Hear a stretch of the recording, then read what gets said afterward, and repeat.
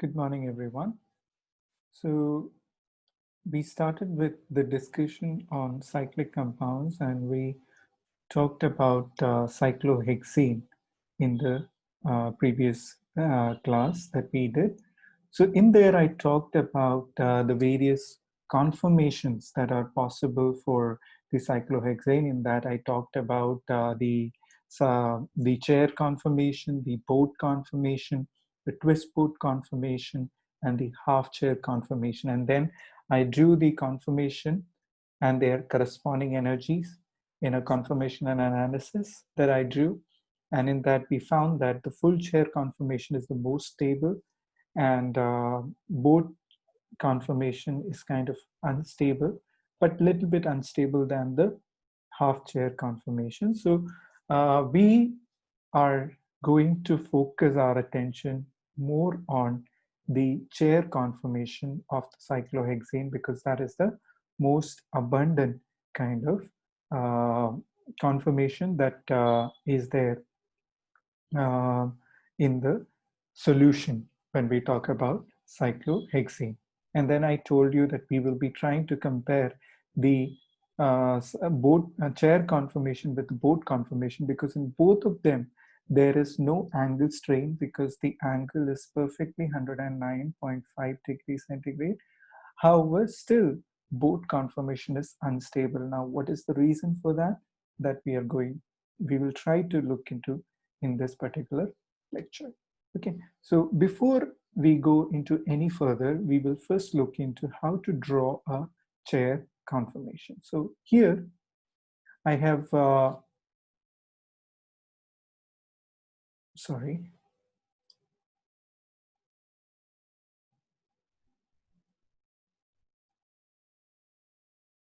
Okay, so here I'm going to show you how to draw a chair conformation. So in order to draw it in a better way, so there are two ways you can draw. One is in this format, another is this format. In solution, we have the existence of both these structure. Actually, in solution, we have an equilibrium where the chair conformation will flip from this conformation to this conformation, or from this conformation to this conformation. So this flipping of the chair happens constantly in the solution. So how to draw these conformations? So one of the techniques for those who are not very free flow with the drawing, I'll tell you one technique of how to draw a perfect chair conformation. First, you have to draw is you draw a kind of dotted line, parallel dotted lines like this, so that you don't go here and there in that. And then what you do is first draw a slanting line like this, going in this direction, and draw another slanting line parallel to the previous one. So you draw something like this. It's not perfectly parallel, but still parallel to this particular line. After drawing that, you will draw another slanting line at an angle to the first one in the forward direction. And in the next case, you will draw the slanting line in the reverse direction parallel to the just drawn line. Only this much you draw, well, half of it. And then what you do, first you connect this one with the top of this particular slanting line, and then draw adjacent another parallel line like this, but make sure that this parallel line you draw would be parallel to this one. So it would be something like this. So this will give you this structure. Suppose you want to draw the other flip structure, what you do is, again, you will draw a kind of a dotted line. For those who are not able to draw it very freely, for them, I'm showing you this way, because often students find it difficult to draw them in a very nice manner. So for them, I'm giving you this technique. So first draw the slanting line and draw another slanting line parallel to the previous one. Okay. Now from the first slanting line, draw a line in the forward in this particular direction. Similarly, from the second line, draw this one in the reverse direction, but keeping it parallel to this one. Now, join these two lines here. Okay. Now, draw another line which is parallel to the above one and joining this particular line here.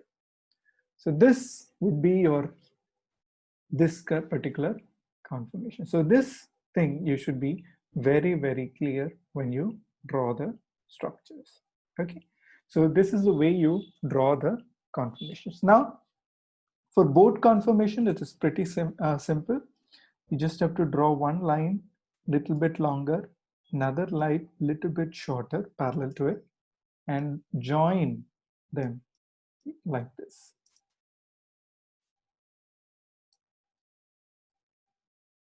This will give you your boat conformation. Okay, so now let us talk about the stability of the chair conformation and the corresponding boat conformation. For that, now we are going to use the Newman projection, which we have done previously.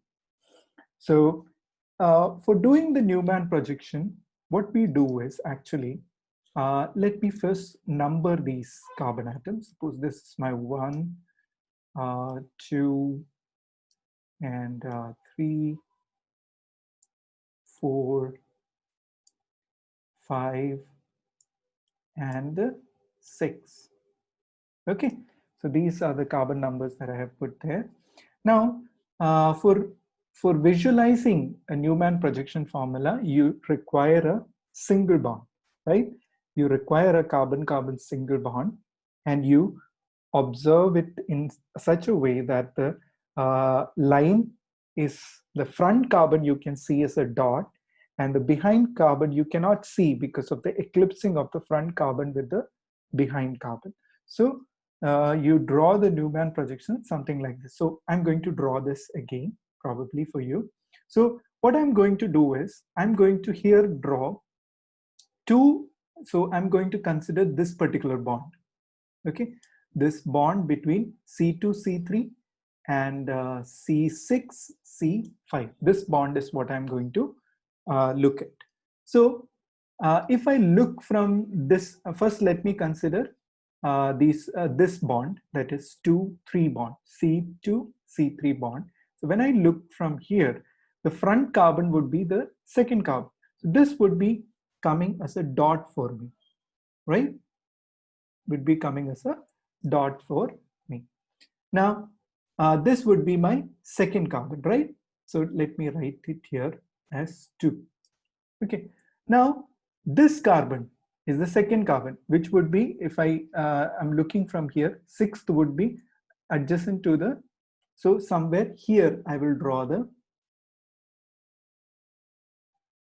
so this would be my 6th carbon. So all these front carbon would be coming as a dot before me, and the behind carbon, the carbon that is behind to the second carbon is 3.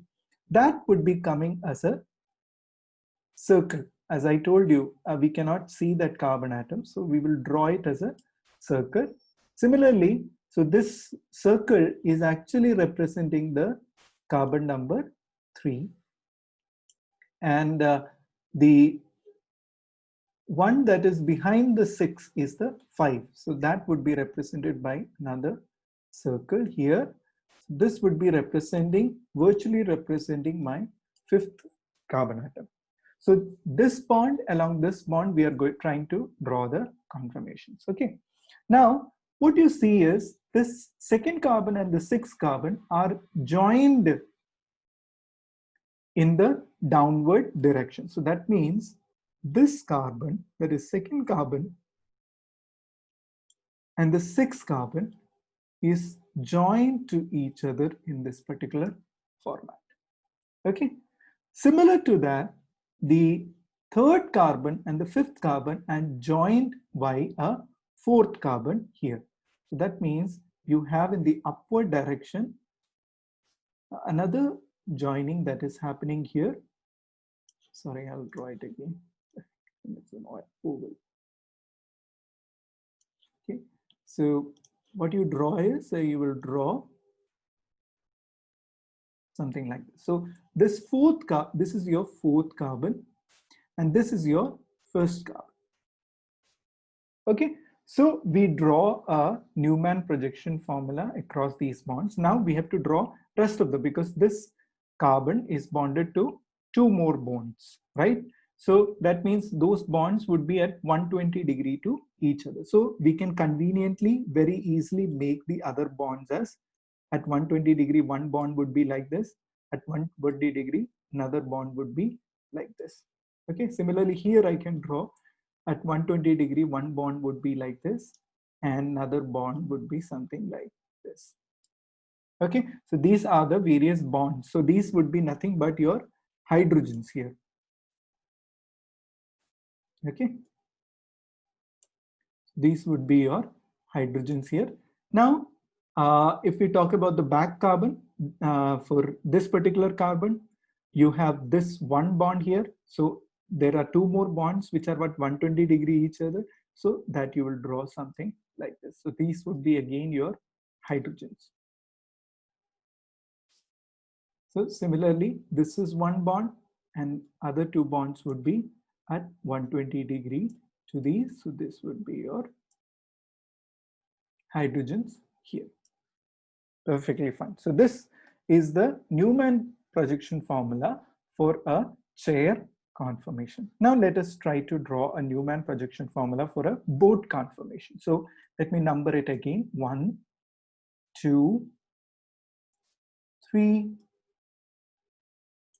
4, 5, and 6. Again, I'm going to visualize my molecule along 2,3 bond and 6,5 bond. So the front carbons are again my second carbon, another one is my sixth carbon. So this is my second carbon here, and this is my sixth carbon here. Okay, now the behind carbon I will be showing with a circle. Same way as we drew for the chair conformations, we have this thing written down here like this. Perfectly fine. So these represent my behind carbon. Circles represent my behind carbon, that is 3, and in this case it is the fifth carbon, that is the behind carbon. Now looking at this particular C2 and C6, they are joined in, by carbon number 1 in the upward direction. So one of the joining that is happening between C2 and C6 is the carbon number 1 that is joined in the upward direction. Similarly, the behind C3 and C4, they are joined in the upward direction. So I have to draw another overlapping line, something like this, which is kind of in alignment with these bond. So you have my fourth carbon, something like this.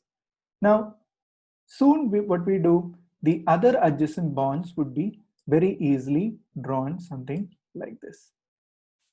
So these are my hydrogens. These are my hydrogens that are there on the front carbon atom. Okay. Similarly, the behind carbon atoms also, you have the hydrogens eclipsed in an eclipse conformation in this particular case. Okay, so in boat conformation, what you find is the conformation exhibited by Newman projection formula is a eclipse conformation. However, the chair conformation, the conformation is staggered.